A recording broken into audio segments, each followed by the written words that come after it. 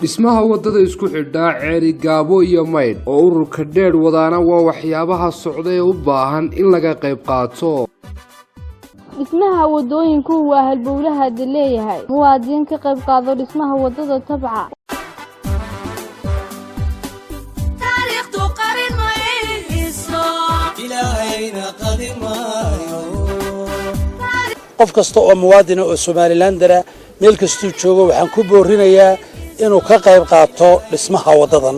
shaqo fiican baa la bilaabay runtiina shaqo fiican bay qabteen warba joogto waana mahad celinayna guud ahaan ka qayb qaado dhismaha wadada isku xidha ceeri gaabo iyo maydh kana soo qayb qaado akoonada iyo nambarada shaashada kaaga muuqda.